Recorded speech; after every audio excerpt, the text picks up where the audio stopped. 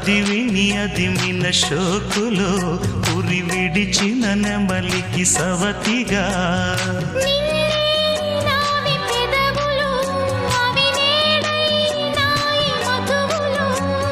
రెండు నాయి తనువులు అవి రేపవ్వాలి మనువులు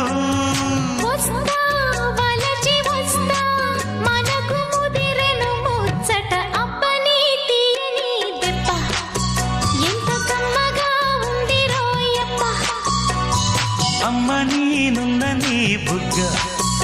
ఎంత లేతగా ఉన్నదే మొగ్గ